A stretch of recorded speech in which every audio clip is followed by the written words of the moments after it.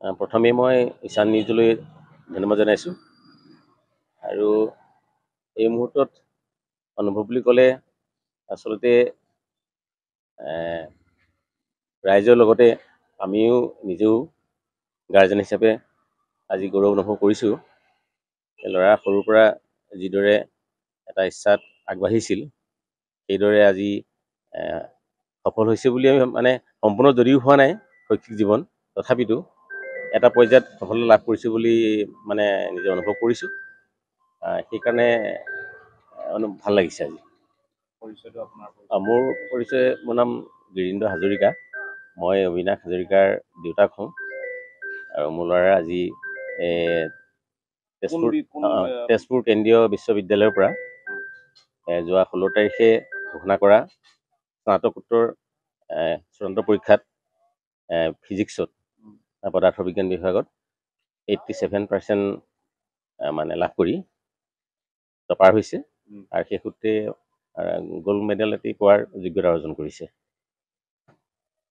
কেনেকৈ বৃত্তি হিচাপে কেনেকৈ আগবঢ়াইছিলে আপোনালোকে, মানে পঢ়াৰ ক্ষেত্ৰত তাক কেনেকৈ উৎসাহ উদ্দীপনা যোগাইছিলে বা বৃত্তি হিচাপেতো কৰণীয়খিনি কৰিছিলে, তাৰ উপৰিও তাৰ মাজত ছাত্ৰজনৰ মাজত কি কি দেখা পাইছিলে? সি একচুৱেলি সৰুতে মানে আমাৰ স্থানীয় এখন ইংৰাজী মাধ্যমৰ বিদ্যালয়তে প্ৰথম নাম পঢ়িছিল ক্লাছ 6লৈকে, মানে LKGৰ পৰা 6লৈকে। তাৰপিছত পৰৱৰ্তী পৰ্যায়ত লগৰ মানে ষ্টুডেণ্ট কমি যোৱাত বাধ্য হৈ অসমীয়া মাধ্যমৰ বিদ্যালয়ত ক্লাছ 7ৰ পৰা ঘিলামৰা উচ্চতৰ মাধ্যমিক বিদ্যালয়ত পঢ়িলে আৰু ক্লাছ 9ৰ পৰা এটা মানে মনতে হেঁপাহ হৈ ৰাখিছিল যে মেট্ৰিকত এটি ভাল ৰিজাল্ট কৰি মানে অন্ততঃ ডিষ্টিংশ্যন এটা লাভ কৰি যে অসমৰ মানে আগশাৰীৰ যি ৰামানুজন কলেজ তাতে হায়াৰ ছেকেণ্ডেৰী পঢ়াৰ ইচ্ছা এটা মানে আছিল আৰু সেই সূত্ৰে মেট্ৰিকত 92% লাভ কৰাৰ সূত্ৰে তাত মানে এডমিশ্যন লোৱাৰ সুবিধা পাইছিল আৰু হায়াৰ ছেকেণ্ডেৰী তাৰপৰা পাছ কৰিছিল, তাতো ডিষ্টিংশ্যন পাইছিল, 90% পাইছিল হায়াৰ ছেকেণ্ডেৰীত। তাৰপিছতেই তাৰ এটা সপোন আছিল যে ইণ্টিগ্ৰেটেড কোৰ্চত তেজপুৰ বিশ্ববিদ্যালয়ত এডমিশ্যন লৈ BSc আৰু MSc কৰাৰ। তাতে BSc কৰিলে আৰু আজি MSc যোৱা 16 তাৰিখে এয়া চূড়ান্ত ফলাফল ওলাইছে। আপুনি পিতৃ হিচাপে আপোনাক সুধিব খোজা নাই, মানে অন্য এজন অভিভাৱক হিচাপে হওক বা অন্য এজন ব্যক্তি হিচাপে হওক, যিহেতু আপুনি পিতৃ হিচাপেও আপুনি তেখেতৰ পিতৃয়ে হয়, কিন্তু অন্য এজন ব্যক্তিৰ দৃষ্টিৰে তেখেতক আপুনি কেনেধৰণে পঢ়া শুনাত ব্ৰতী হোৱা দেখা পাইছিলে বা পঢ়া শুনাৰ লগতে তেখেতৰ অন্য কিবা অভিপ্ৰায় বা ভালপোৱা কিবা আছিল নেকি? একচুৱেলি মানে কথা ক'বলৈ গ'লে মেট্ৰিকলৈকে মোতকৈ আচলতে মাকে তাক বেছি মানে চোৱা চিতা কৰিব পৰিছিল, সেই পৰ্যায়লৈকে তেওঁৰ মানে পাৰিছিল। তাৰ পৰৱৰ্তী পৰ্যায়ত কিন্তু আচলতে আমি তাক ইমান মানে চোৱা চিতা কৰিবলগীয়া হোৱা নাছিল। সি নিজৰ মানে লাইনটো নিজেই এটা ঠিক কৰি লৈছিল, আমাক জনাইছিল আৰু সেইমতে আমি যিখিনি পাৰিছিলোঁ ন্যূনতম সুবিধাখিনি দিবলৈ চেষ্টা কৰিছিলোঁ আৰু সি ঐকান্তিকভাৱে চেষ্টা কৰি আজি এইটো পৰ্যায় পাইছে। গতিকে আমি যথেষ্ট সুখী এই ক্ষেত্ৰত। শিক্ষক শিক্ষয়িত্ৰী বা যিখন বিশ্ববিদ্যালয়ত অধ্যয়নৰত আছিলে তেওঁলোকক কিবা ক'ব খুজিব নেকি পিতৃ হিচাপে আপুনি? মই বহুত বহুত ধন্যবাদ জনাব খুজিছোঁ এই মুহূৰ্তত। সেই বিশ্ববিদ্যালয় নহয়, প্ৰথম আমাৰ ইয়াত যি মানে প্ৰাথমিক পৰ্যায়ত কোন বিশ্ববিদ্যালয়? তেজপুৰ কেন্দ্ৰীয় বিশ্ববিদ্যালয়। আৰু প্ৰথম মানে প্ৰাথমিক পৰ্যায়ত আমাৰ যিখন ঘিলামৰা প্ৰগতি ইংৰাজী মাধ্যম বিদ্যালয়ত ল'ৰা পঢ়িছিল, সেই বিদ্যালয়ৰ মানে বৰ্তমান প্ৰিন্সিপাল MD বা যিসকল ছিনিয়ৰ এতিয়াও শিক্ষক শিক্ষয়িত্ৰী আছে, যিসকলে তাক পাইছিল বা পঢ়াইছিল, সেই সকলোকো মই এতিয়া এই আপাহতে বিশেষকৈ আমাৰ বৰ্তমান MD দামোদৰ বৰুৱা আৰু ছিনিয়ৰ শিক্ষয়িত্ৰী মানে প্ৰিন্সিপাল চাৰ্জত থকা আমাৰ ৰুবি হাজৰিকা প্ৰমুখ্য কৰি যিসকল শিক্ষক শিক্ষয়িত্ৰী আছে তেখেতলোকো মানে এই সময়ত মানে এই মুহূৰ্তত ধন্যবাদ জনাইছোঁ, কৃতজ্ঞতা জনাইছোঁ। আৰু আমাৰ হাইস্কুল পৰ্যায়ত বা কলেজ পৰ্যায়ত ৰামানুজনৰ প্ৰিন্সিপাল তেখেতো যথেষ্ট মানে ল'ৰা গাইড দিছিল। আৰু বৰ্তমান আমাৰ ইউনিভাৰ্চিটি তেজপুৰ ইউনিভাৰ্চিটিৰ আমাৰ যিসকল মানে বিভাগীয় অধ্যাপক আছিল, বিশেষকৈ আমাৰ চাকুলিৰে মোৰ কাষতে থকা আমাৰ জীৱানন্দ গগৈ চিনি পাব, তেখেতৰ গাঁৱৰে এজন মৃণাল দাস বুলি তেখেতৰ এজন লেকচাৰ আছে তাতে ফিজিক্সৰ। তেওঁ মানে ল'ৰাক খুব মানে ভাল পাইছিল, নিজৰ এইফালৰ ল'ৰা বুলি যথেষ্ট মৰম কৰিছিল আৰু যিকোনো মুহূৰ্তত নিজৰ গাৰ্জেনৰ দৰে চকু দিছিল। এই ক্ষেত্ৰত মানে আমি তেখেতলোকক মানে এই মুহূৰ্তত ধন্যবাদ জনাবই লাগিব। এই মুহূৰ্তত ঘিলামৰাৰ ইংগিত নাট্যগোষ্ঠীৰ যিসকল বিষয়ববীয়া আপোনাক এই মুহূৰ্তত সং দিছে বা তেওঁলোকেও ছাত্ৰজনৰ ভৱিষ্যত উজ্জ্বল কামনাৰে শুভকামনা জনাইছে, তেওঁলোকক কি ক'ব বা ঘিলামৰাবাসীক কিবা ক'বলগীয়া আছে? এই ক্ষেত্ৰত মানে ইংগিতৰ লগত ময়ো মানে বৰ্তমান অৱস্থাত ওতঃপ্ৰোতভাৱে নহ'লেও মানে এতিয়া কিবা কিবি কাৰণত মানে ওতঃপ্ৰোতভাৱে মই জড়িত হ'ব থাকিব পৰা নাই, কিন্তু আগৰ পৰ্যায়ত মই আছিলোঁ আৰু ইংগিতৰ প্ৰতি মোৰ এটা গভীৰ এটা হেঁপাহ আছে। ইংগিতৰ মানে উত্তৰণৰ ক্ষেত্ৰত আমি যথেষ্ট আৰম্ভণিতে কিবা কিবি কৰিবলৈ চেষ্টা কৰিছিলোঁ। সেই সূত্ৰে মই ইংগিতৰ বৰ্তমানৰ দায়িত্বশীল কৰ্মকৰ্তাসকলক মোৰ ফালৰ পৰা ধন্যবাদ জনাইছোঁ ল'ৰাৰ হৈ, আৰু ঘিলামৰবাসীয়েও আমাক মানে যিখিনি পৰিৱেশ মানে আমাক দিছিল, আমাক গাঁওবাসী বা ঘিলামৰবাসী ৰাইজ পঢ়াৰ ক্ষেত্ৰত আমাক সহায় সহযোগিতা উৎসাহ পৰিৱেশ দিছিল। আমি সকলোকে এই মুহূৰ্তত আন্তৰিকভাৱে কৃতজ্ঞতা জনাইছোঁ। প্ৰথমে অবিনাশ হাজৰিকালৈ আমি অশেষ অভিনন্দন জ্ঞাপন কৰিছোঁ। লগতে তেওঁৰ মাক দেউতাক আৰু পৰিয়ালবৰ্গকো আমি ধন্যবাদ জনাইছোঁ।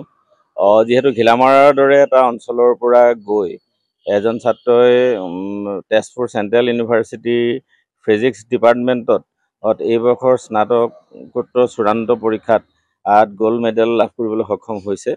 ৭৮.৯% নম্বৰ সহ ছাত্ৰজন জিলিকি উঠিছে। এইটো আমাৰ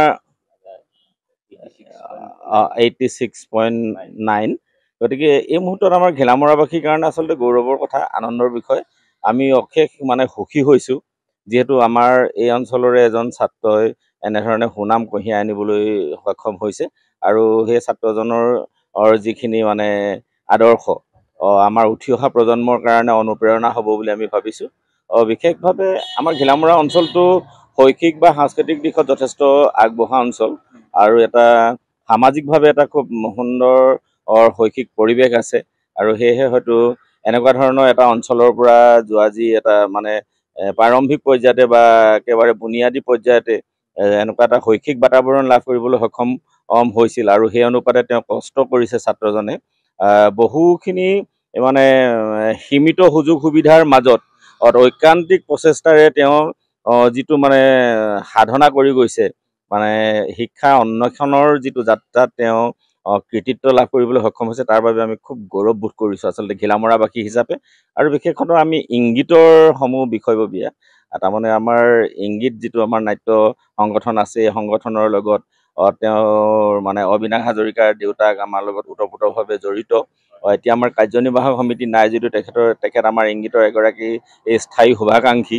গতিকে এইফালৰ পৰা আমি সুখী হৈছোঁ যে দেউতাকো খুব সামাজিকভাৱে লাগি থকা এজন ব্যক্তি, আৰু সমাজখনত মানুহে ভাল ধৰণে তেখেতক জানে, আৰু দেউতাক মাকৰ যিখিনি কষ্ট বা পৰিয়ালটোৰ যিখিনি কষ্ট, সেই কষ্টখিনিৰ মূল্য বুজি ছাত্ৰজনে তেওঁৰ যিখিনি কৰ্তব্য আৰু দায়িত্ববোধৰ প্ৰতি যে মানে খুব দায়িত্বশীল হৈ পেলাই এনেকুৱা এটা সুনাম কঢ়িয়াই আনিছে, তাৰ বাবে আমি সুখী হৈছোঁ। আৰু আমাৰ ইংগিত কৰ্মকৰ্তাই তেওঁ আহি থকা সময়ছোৱাৰ বাবেও মানে ভৱিষ্যতটো এটা সুন্দৰ ভৱিষ্যত যাতে তেওঁৰ গঢ় লৈ উঠক, তাৰ বাবে আমি তেওঁলৈ পুনৰ অভিনন্দন জনাইছোঁ, আৰু ঘিলামৰাবাসী হিচাপে বা ইংগিত কৰ্মকৰ্তা হিচাপে আমি নথৈ আনন্দিত হৈছোঁ আৰু গৌৰৱবোধ কৰিছোঁ। মই শুভেচ্ছা জ্ঞাপন কৰিছোঁ, আৰু তেওঁ যি সুনাম কঢ়িয়াই আনিছে ঘিলামৰালৈ, আমি তেওঁৰ লগতে যিসকল উঠি আহিছে, তেওঁ যে এটা বাট কাটি দিছে ভৱিষ্যত প্ৰজন্মৰ কাৰণে, তাৰ কাৰণে তেখেতক আমি ধন্যবাদ জ্ঞাপন কৰিছোঁ। তেখেতে যি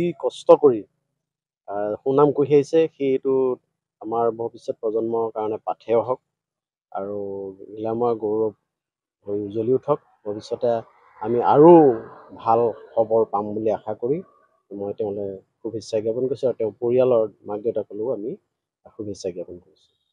ধন্যবাদ। মই বিশেষকৈ অবিনাশ হাজৰিকালৈ অকল ইংগিত বুলিয়ে নহয়, সমূহ ঘিলামৰবাসীৰ হৈ তেওঁলৈ মই আন্তৰিক অভিনন্দন জ্ঞাপন কৰিছোঁ। এইখিনিতে মোৰ এটা কথা মানে আপোনাক জনাবলৈ পাই ভাল লাগিব। বৰ্তমানলৈকে আমাৰ ঘিলামৰৰ পৰা যিমানকেইজন আজি কেইবছৰমানৰ পৰা গ'ল্ড মেডেলিষ্ট ওলাই আছে, গোটেই গ'ল্ড মেডেলিষ্ট কেইজন কিন্তু আমাৰ ইংগিতত এদিন হ'লেও নাটকতে হওক বা বিভিন্ন কিবা কৰ্মশালাতে হওক, তেওঁলোকে এদিন হ'লেও আমাৰ জড়িত হৈ আছিল। অবিনাশো আমাৰ লগত তেনেকৈ জড়িত আছিল। ঠিক তাৰ আগতে আমাৰ নেপুৰ ৰঞ্জন হাজৰিকা জড়িত হৈ গৈছে। এইবোৰ আমাৰ কাৰণে অতি ভাল খবৰ। এতিয়া আমাৰ নেক্সট যিবোৰ আমাৰ কৰ্মশালা আহি আছে, আমাৰ আচলতে ইয়াতে ইংগিতত অকল শিক্ষাই নহয়, তেওঁলোকক জীৱন গঢ়াৰ এটা পাঠ দিয়া হয়। এইটো আমাৰ বাবে গৌৰৱ। আমি এইটো অবিনাশ হাজৰিকাৰ এই প্ৰচেষ্টাক পুনৰবাৰ শলাগ লৈছোঁ, তেওঁলোক পুনৰ অভিনন্দন জ্ঞাপন কৰিছোঁ। অবিনাশ হাজৰিকালৈ আমাৰ ফালৰ পৰা আন্তৰিক শুভেচ্ছা জ্ঞাপন কৰিলোঁ। তেওঁ সুস্বাস্থ্য কামনা কৰিছোঁ আৰু ভৱিষ্যতে আৰু তেওঁ সুনাম কঢ়িয়াই আনক তাৰ আশা ৰাখিছোঁ।